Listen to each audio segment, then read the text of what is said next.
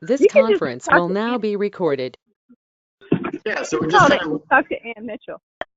just talk to Ann No. Mitchell. It's not nice. Yeah, I'll just listen. Yeah. All right, so cool. We're gonna get started. Let me do. There's actually a decent amount of people on here, so I'm gonna mute this, and then I'm gonna make sure number 4, number 6 is unmuted. All right. I think I got everybody. Both hands are on, right? I didn't unmute. I didn't mute you guys. So yeah, we're good. All Come right, so on. let's get started. If we could, some people may or may not know each of you, so I just wanted to get a little, how long you've been in real estate, how long you've been with Keller Williams. So Ann Mitchell, you want to go first with that, and then Ann Herring switch up? Talking to you every time I shut up. You've grown so much this year. I'm so Can you hear me? You're a very sweet girl, and I think artist and great friend. I'm having a hard time here. I know, me too. Hold on real quick.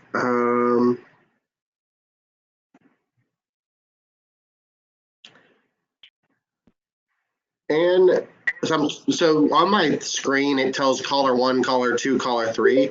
So I need to figure out which. So Ann, I thought you were on. So Ann Mitchell, can you say something real quick? It's Ann Mitchell. Okay, you're number 3. See, I muted you. And then Ann Herring, Oh. can you say something real quick? Hello. Okay, you are number 6. Okay, so I'm going to mute everybody except for caller 3 and caller 6. I found like I'm like on a radio show or something. I'd be like, oh. All right. All right, I think we're in good shape. Both Anns can hear me? Yes. Okay, I muted everybody else. I muted the wrong people. My bad. All right, so let's get started. So Ann Mitchell, if you could give us a little rundown of your real estate experience, history, how long you've been with KW, and then we'll switch back and forth. Just give us a little recap of who you are if somebody doesn't know. Okay. I'm Ann Mitchell. I have only ever been with Keller Williams since I've been in real estate, and I've only been in real estate 3.5 years. All right, that's good. The word only, I mean, it probably feels like forever, right? It feels like a short time. It feels like forever, but it also feels like a short time too. Yeah. I mean, you know, when you say 3.5 years, that's not that long. Right. And then Herring, what about you? How long have you been in it, and how long have you been with KW? Well, I've been in real estate for 12 years, but I really have only been full-time since I went to Keller Williams. And that was like 5.5 years ago. Okay, awesome. And so you guys, basically what your business looks like? Like, what do you focus on to get leads? And why did you pick those kind of lead sources? Is it based on your personality? What things like that? So Ann Mitchell, you want to give us a little rundown of how you get your business? Okay, so my 3 pillars of my stool are, or 3 legs of my stool are open houses, sphere, and farming. So everybody's heard the story about my farming, so I won't bore y'all with that again. And then open houses, I just like doing them. I think I'm better talking with people in person. And so I just like doing them. It's easy for me to do on a Sunday afternoon. And so I've just been doing those consistently. And then sphere, I don't know, everybody works their sphere, and I think my farming and my sphere have overlapped, and I think that's attributed to a lot of my success. Okay. And then Herring, what about you? What do you focus on, and why did you choose those things? Well, I mean, when I first started out, I did more on open houses. That's where I got all my clients. And, you know, you don't get them every time, but it's a numbers game. And so I still do open houses because I'm just like Ann. I mean, I'm face to face. I'm so much better with that than calling people. I don't know why, you know, but anyway, So I hate to say it, but Ann Mitchell and I are very similar. I farm just like she does, farm my neighborhood.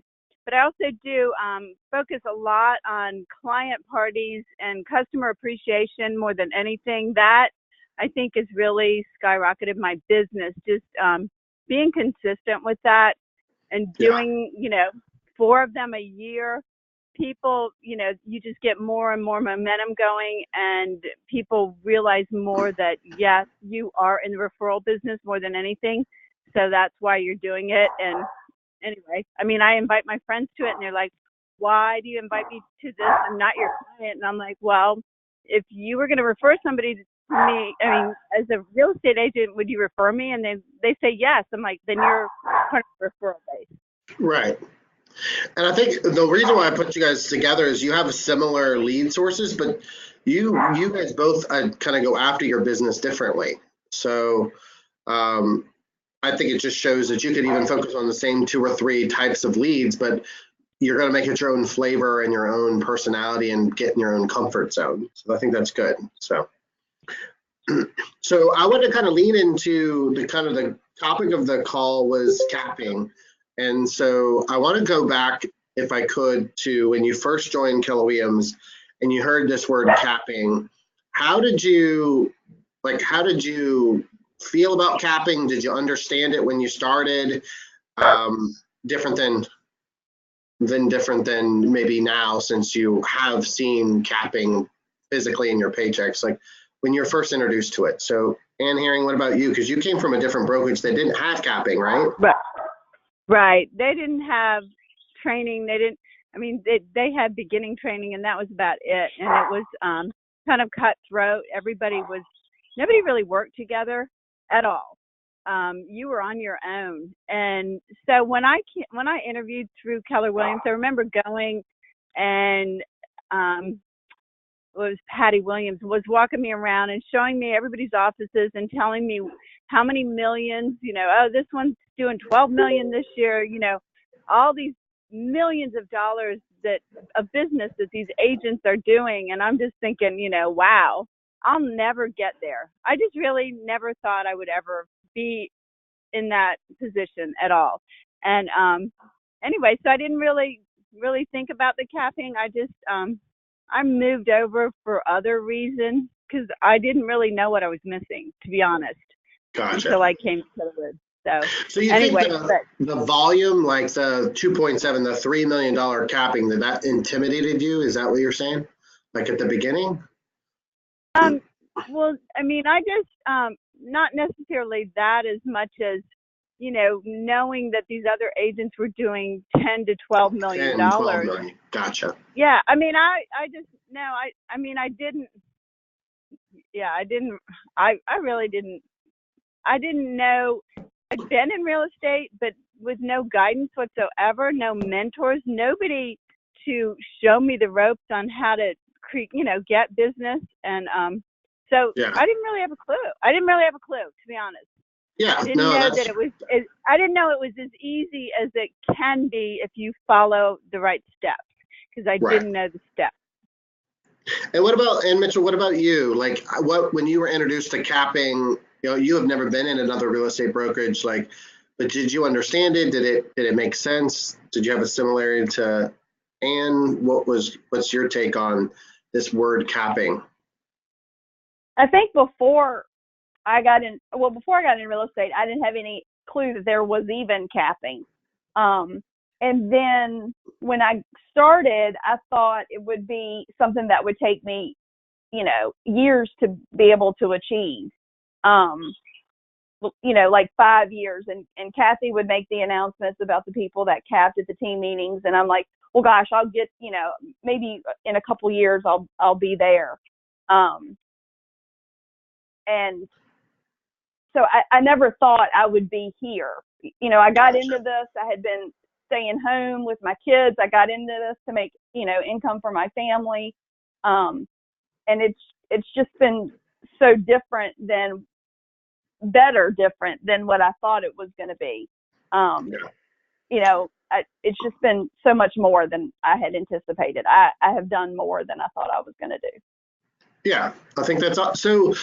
So let's go into how quickly you guys have capped. So Ann Herring, we've kind of talked about this in private coaching sessions, but how many months is it taking you to get to that 100% most recently? Well, this year it was middle of April. So yeah, 3.5 months. Yeah. I And then mean, the yeah, previous wait, year, yeah. yeah, it was, yeah. And then year before, so 3.5 months this year. The previous year, it was like in June, so it was probably 5 months. And then the previous year, it was probably 7 months. So like, I feel like every year I capped 2 months earlier than I did the year before. And what does it feel like when you cap 2 months earlier? Like, there's a big money difference? Is there a different, more emotion to it? Does it not change at all? 7 months, 3 years ago to now 3.5 months in, how can you describe what it feels like when you're capping? I mean, for me, I'm saving money for retirement. And so the more money I make every year, I never, before when I was in real estate, I never had enough. I just had enough money to make ends meet. And now Right. it's like, oh my gosh, just making more and more money like that to be able to put money away or, and for a lot of people, I'm sure, kids, college education, so many, it's just unbelievable. That's what's the momentum that keeps me going. It's like, if you have a purpose and where your money's going to go, you're just going to continue to want to make more and more. Yeah. I mean, that's huge for you because you're 3.5 months. What's your goal the next time you cap? You're going to keep shaving off 2 months? I guess so, because I have to do. I like it. Yeah. I remember, who was it? I can't remember her name, but one agent capped in a month. And I'm like, who caps in a month? I mean, how can anybody possibly do that? But I guess you can do 3 million in a month. So, because I'm almost done. Yeah, I was gonna say you've been there. So right. Yeah. So it's like, wow, that would be awesome. Yeah. Yeah. And Mitchell, what about you? Like, what's your cap months? Like, how quickly have you capped? All right. So my first year I had one transaction, so I didn't even come close. My second year I capped in October. So my cap resets in January, so it took me 10 months. And then last year I capped at 8 months. And then this year I will cap at 6. So my momentum is not as good as Anne's. It is 10, 8, 6. It's exactly the same. It's exactly the same. It's 2 months each year. You're cutting 2 months out of your cap, right? Yeah. You're actually exactly the same. So, I mean, she was 7.53. You're at 10.86. You're right there in the same 6. So, I mean, you're right there. So, for you, same question. Like, how does that matter? Did that impact you mentally? Did that impact your money? And why or why not? All right. So, my first year was capping 10 months.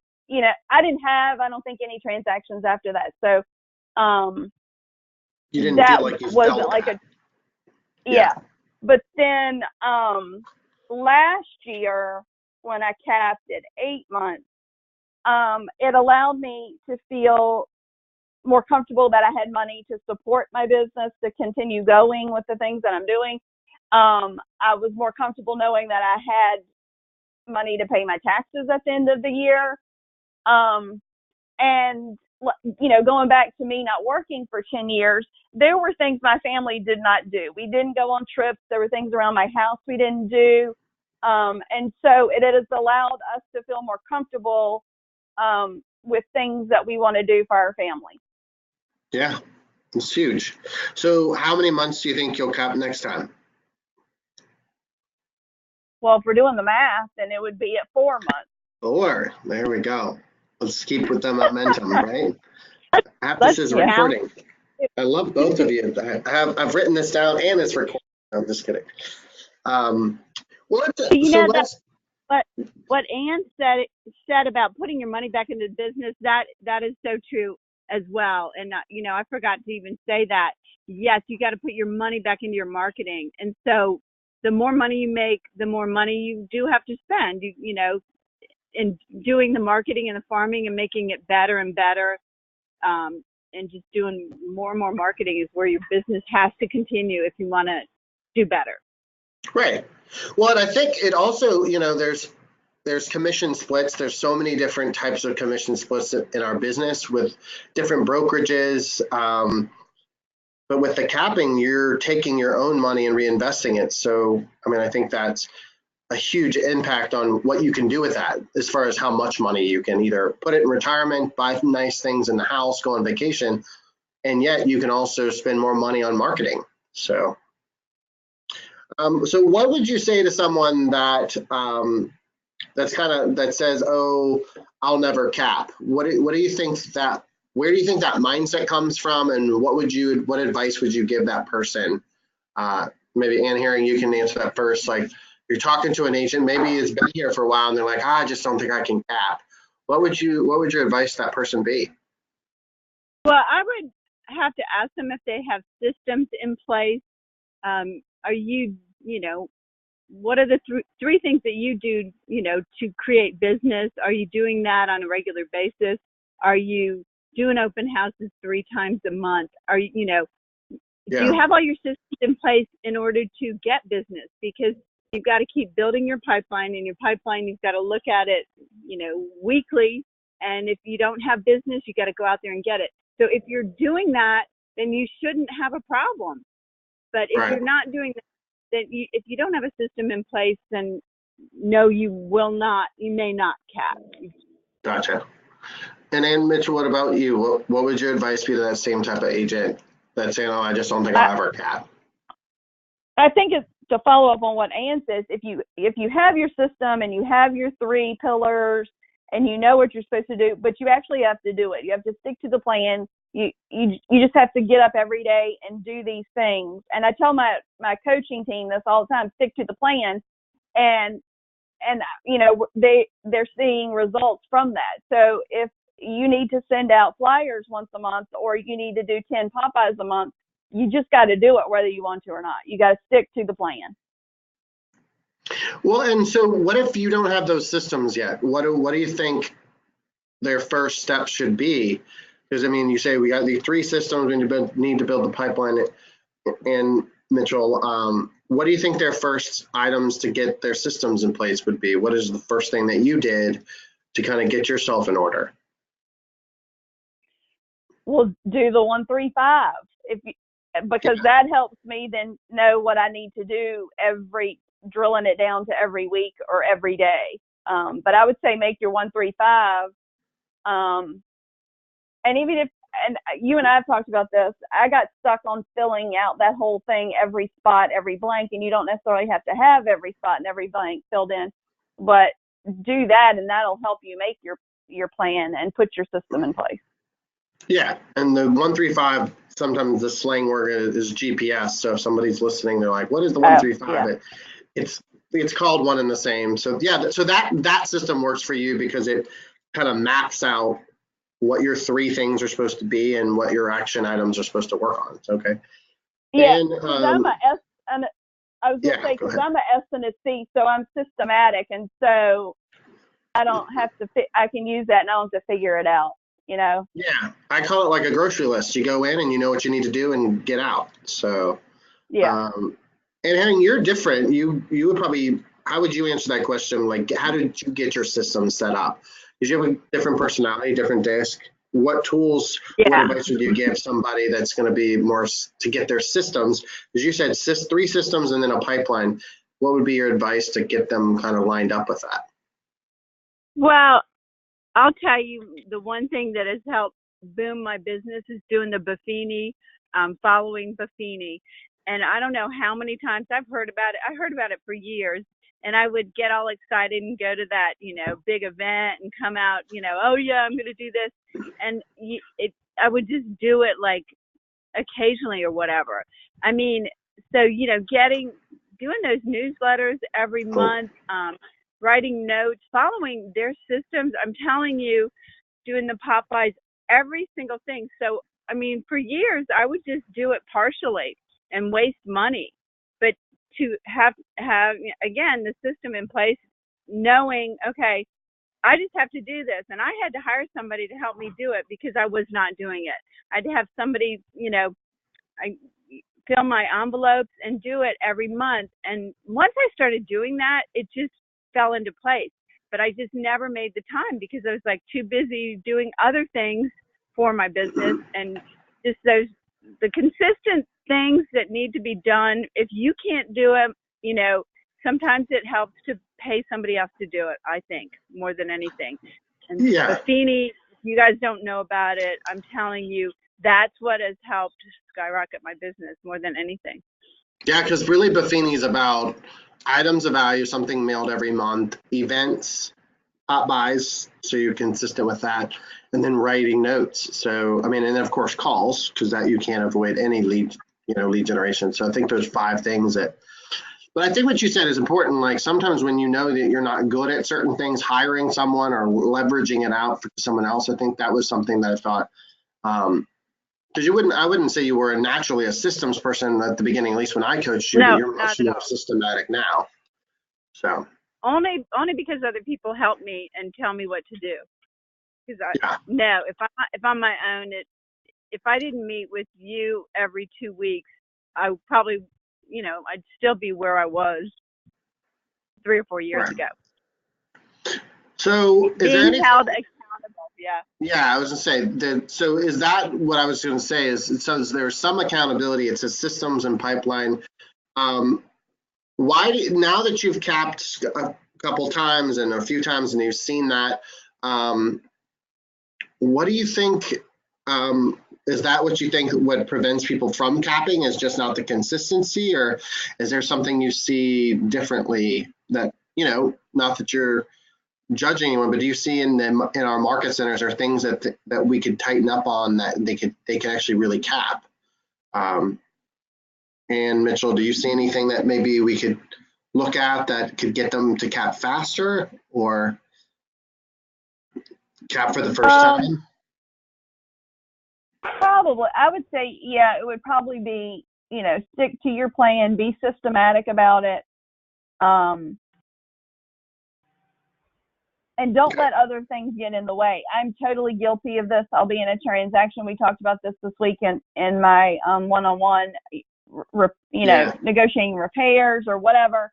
That stuff weighs you down. It weighs on my mind. I lose sleep. It gives me a negative mindset.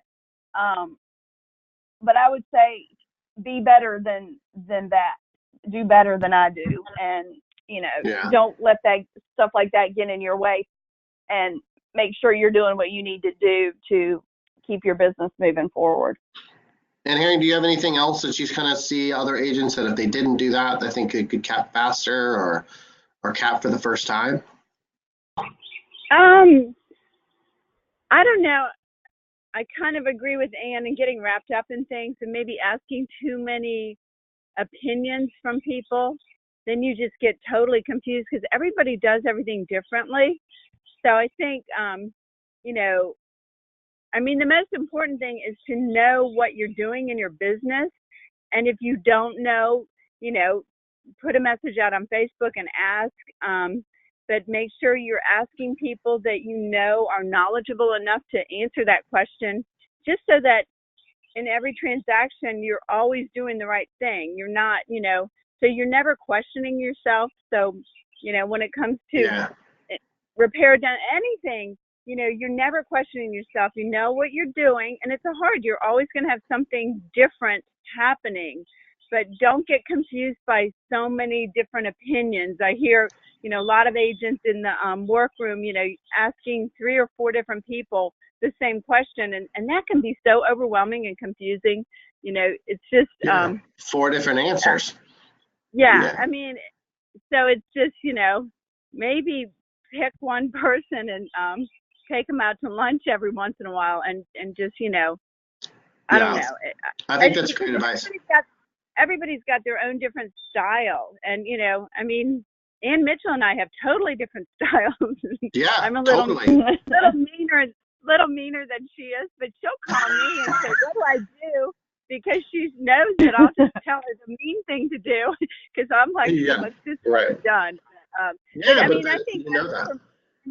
yeah, don't ever second guess yourself, and just be confident in what you're doing, because otherwise your clients are going to be walking all over you, and that's where you end up failing and getting upset about things. You Right. just have to feel confident in what you're doing. And I mean, and I know I probably shouldn't say this, but that's why I do coaching, and that's why I think coaching, I did not have that. They didn't offer it to me when I was at Long and Foster, and I even said to my broker, why can't we have mentors? And she's like, well, who's going to pay for the mentor? And in my opinion, if you have a mentor and you have that opportunity, that's where, I mean, you're going to be successful if you have somebody showing you the way and helping you with everything you have to overcome. And I just think that coaching, especially the first year, is the most important thing that you could do to do well in your business and be successful the first year. Yeah, awesome. I didn't even pay you to say that. Yeah. So anyway, So let me ask you a question about a mindset. So sometimes when you're capping, or maybe you haven't capped, we have this comparing ourselves to another agent in the office. Have you been guilty of that? Of comparing yourself to another agent, maybe not in our office, maybe another brokerage?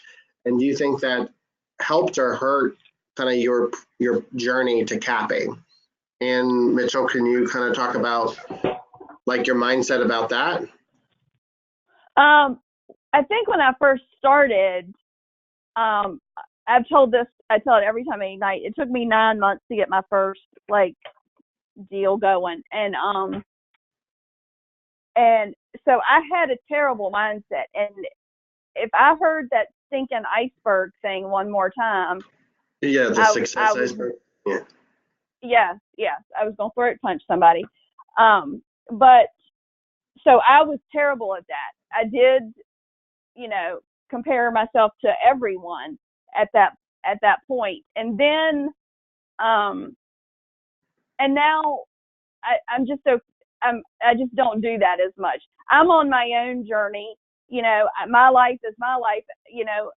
I have kids and obligations, and Ann and I, our life situation is different, and so you just can't do that.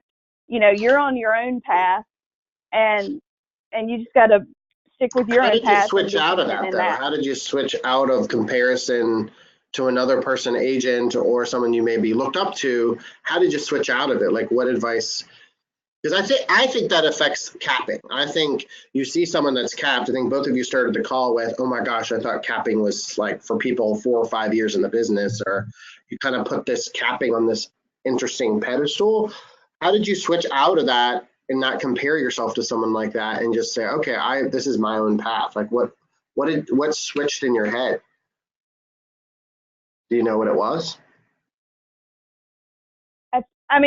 I think when I started to have business, and all of that hard work, those 9 months of doing all the hard work, started to see results. And this is not easy. I mean, I work a lot. I work at night, and so you just have to be committed to working really hard. And then when I started seeing the results,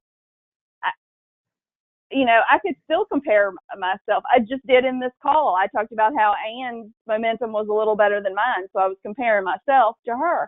But I think I just don't do it as much anymore because I have the business. And, if I lose a client, I get down. We had a conversation about that. But I know I can, go out and get another client. It will come, Right. Yeah. And Harry, what about you? You've been in other brokerages. You've been in real estate for 12 years. Do you see agents comparing each other a lot? And do you think that affects capping? Do you think that affects momentum? Have you seen that in your years of experience and obviously inside our KW walls? Well, I mean, I will say in the other brokerage I was at, it was when the market kind of crashed or whatever. But I'm telling you, like, if you walked in, the broker would be sitting there just sitting around chatting with the admin people, and she wasn't very friendly if you didn't have a lot of deals on the board. But if you had deals on the board, she was friendly. And to me, and I didn't know anything different, but you were treated differently if you were, you know, a top producer. And at Keller Williams, I don't see that at all. I mean, again, everybody's helping each other. It's a profit sharing company. Everybody, you know, if you do good, I do good. You know, we share what open houses, people would tell us, you know, back then, you have to pay for the newspaper ad if you're going to do an open house for me. I mean, it was that cutthroat. Now, I don't know if it's that way anymore, but all I'm saying is that it was, you know, it was very, very competitive, and nobody wanted to tell anybody their secrets. Nobody taught classes on how to, I mean, those Ignite classes are incredible compared to other brokerages. None of those top agents ever share their secrets. Anything with you. They're not going to share their seller questionnaire with you. They're not going to share, you know, their surveys. I mean, so I think that's how I became successful, because the top agents shared everything at Keller Williams, and that's how you learn. I mean, you just watch what they do and see what they do, and I mean, don't look at it as competition. Look at it as free training. And I mean, that's, you know, it's like, I think that's a good mindset to flip it and say that's just, you know, you're like a sponge absorbing it. So I have like 2 questions that are just general business related, and then I'll open the call up to see if anybody specific has questions about capping or something that they have on their mind. So if anybody's listening, you have a question, just jot it down and we'll unmute it. But one of the things, you know, capping obviously is about sold units, volume, and we, you know, converting leads. So we have a lot of leads in our pipeline. We have these systems in place. What do you think, what's like one tip that you would say if someone's got some leads and they're just struggling with converting them? What would you say that they should do? So Ann Mitchell, you want to go, and then Ann Herring second. How do they convert some leads to get towards that capping momentum? I think for me, I have been more aggressive in my conversations with people. And I think that just comes with time, for me, with time, being more confident, knowing what to say, knowing the proper response or the scripts, relying on, you know, scripts, and just being more aggressive, not in a abrasive way, but just my personality, where I'm, you know, I just know I'm being more aggressive going after them than I would have when I first started. Yeah, I would say I see that just in your body language. Just you're more assertive and you're more confident, even just in your body language. Which people feel that and see it too, right? So, and what about you? What would you say is your one thing that you kind of think is a good tip or trick for converting leads that maybe somebody has? I don't know. You got the aggressive, assertive. You've already got that covered. So what do you think is? I mean, what do you think is your magic thing to converting leads? I think the most important thing, and I think a lot of agents are very talkative people, and a lot of times they don't understand that your client wants to talk about themselves and wants to be all about them. It's so important to keep that in mind and to keep your conversation about yourself to yourself, keep your personal life to yourself, and make it all about your client, all about them. I think that's so true. Yeah, I mean, because to me, you know, and especially when you meet them for the first time, even in an open house, you know, it's so much fun to talk about yourself, but guess what?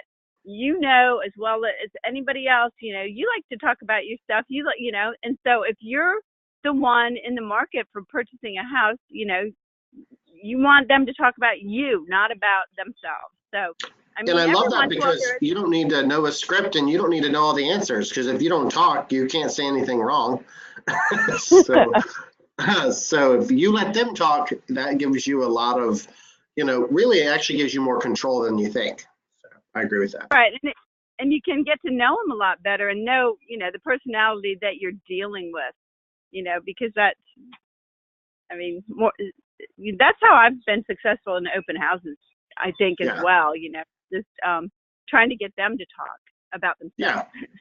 Yeah. asking All right, open-ended so questions. my last question is, what, just in general, it doesn't have to be about capping, what is one thing that you've learned about yourself that is a strength and one thing that you think is still an opportunity for you to grow? So what's one thing that you think is a strength for yourself and one thing is an opportunity still for you to work on? So, Ann Mitchell, what do you think your plus and minus on your one thing would be? That's a terrible. These are hard questions. This was not on your list of questions. It is. I It is know. a Think list. about. You guys, we're It stumpers. is. This is like a beauty pageant questionnaire. No, I think it's important because you've got good stuff going on, but we just have to work on stuff. Capping is great, but it's a journey, right? So what do you think is one thing that you're great at or you think that you are good at in this business? And what do you think is one thing you want to still work on? I mean, nobody's arrived yet. I can answer it for you, What I but can I'll let work you. on. All right, Okay. well, I know what I can work on. I can work on not letting the minutia of a transaction like take over. I'm bad at that. And But I minutia, don't you mean know just if all the bells and all the steps that go through it, or the drama that goes with it? Is that what you mean? the drama. Yeah, the drama. Yeah. What do you think? One good thing you've got a lot. You do. I mean, you're a capper, so you've got a lot of good things. What's one thing you can identify that's in your business that you think you do well?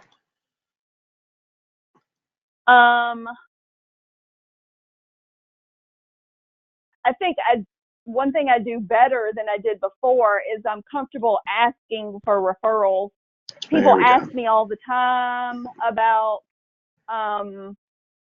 you look so busy, or I see you're so busy, or you're doing so well, and I don't have a problem now saying I always have time, Yeah. for more. So, if you know of anybody, I'm more comfortable doing that than I was before. Yeah, that's a great position to be in where I think you're not that secret agent. So I think that's good. So Ann Herring, what about you? What's one thing you're still struggling or working on? And what's one thing that you think you really shine in your business and it's a good thing for you? Well, I think, and I credit Steve for keeping me a lot calmer, because when I first was an agent, and you just get so wrapped up in, the one, issue with the one agent and the client and the inspection, and, just, you just have to stay calm. Don't get upset ever with another agent. And, because it just doesn't do anybody any good. And I think it just, eases everything when you're dealing with a really tough transaction. I mean, if you make a mistake, like say you forgot to pay for the home warranty or put it and you didn't see it on the HUD or whatever, and you want to fight with the other agent over it and blah, all that stuff. Just always know that sometimes you have to just pay for your mistakes and then you move on and you'll never make that mistake again. And so rather than fighting with other agents all the time over things, because you may have to work with them again, it's just so important to just stay calm during transactions so agents want to deal with you again. And I didn't used to be that way. That's very true. I think that's a great point, because I think that is a very common mistake.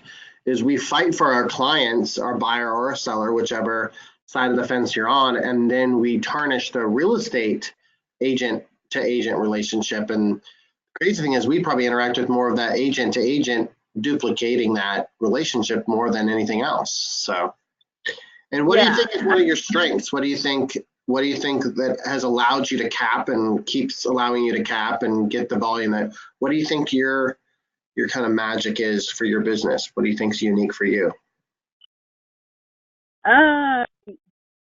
It's all client based.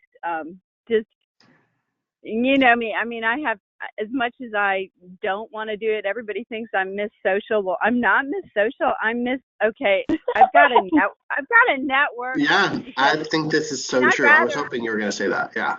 Yeah, I mean, I network up at Birkdale Club all the time. You know, last night I told Steve I don't really want to go, and then there were all these Go. people up there I Yeah. haven't seen in a long time. You know, but Oh, I mean, and that's to me, that's my job. That's my job. And you know, and I have to tell Steve that too when we have to go to things. Guess what? This is part of my job.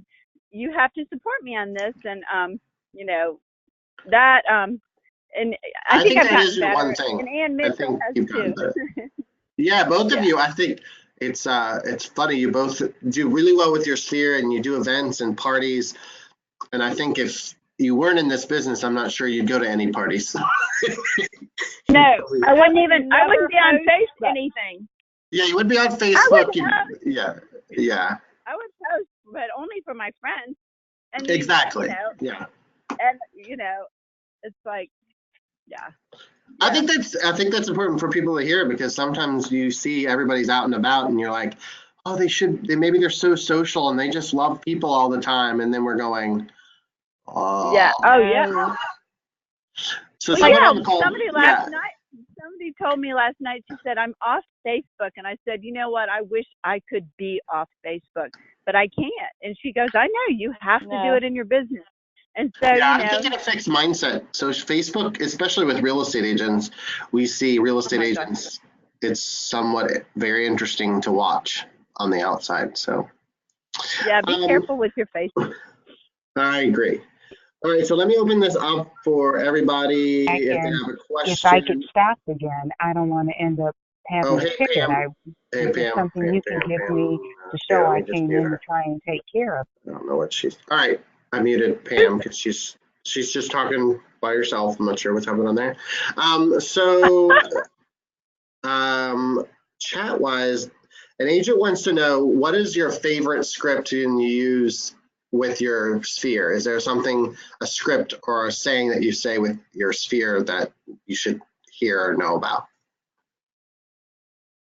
When you're calling them, when you're face to face, is there a script or like a consistent pattern of scripting? I have to admit, I'll admit that when it comes to my sphere, whatever, I try to bring up real estate, but I really never say, you know, if you know anybody looking for a real estate agent, you know who to have them call.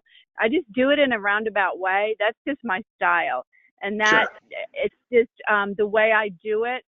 Because one time years ago, I asked a friend of mine, you know, I used the script and I just felt really awkward. So I just found out that it didn't work for me. So you can always bring up real estate in a roundabout way rather than, you know. So I'm probably not a good person to answer that question. What about, and Mitchell, what about you? Do you feel like you have a little script that you can use on the phone or maybe at a party that just slide it in somehow?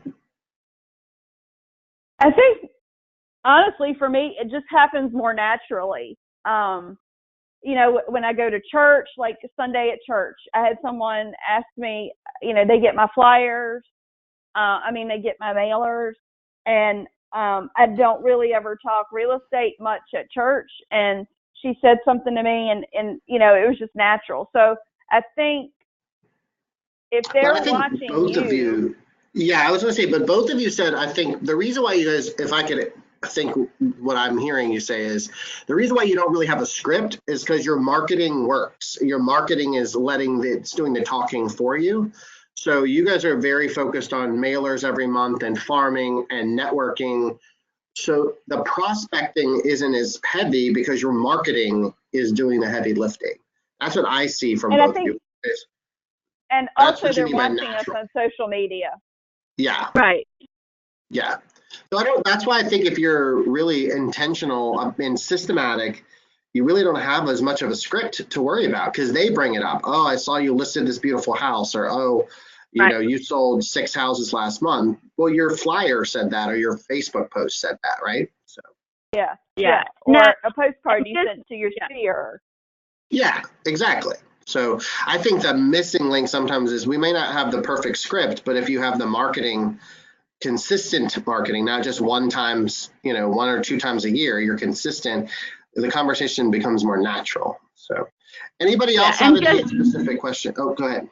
Go ahead. Well, I just wanted to say, I mean, I always thought that, you know, nobody ever liked my real estate posts, and you're like, oh my gosh. And it's very, maybe my family would like it. And you're like, oh my God, nobody cares about my real estate. But then when you see them, all of a sudden they're going to go, oh my God, you're so busy. Well, they're looking at it. They may not like it, but they always are looking at it. So just don't ever get frustrated with the social media part of it in that respect. Yeah, I so agree with that. Any questions of anybody on the call before we hang up? Is there anything, because both these ladies need to go sell some houses. Anything that you want to ask them about their business or maybe specifically about capping?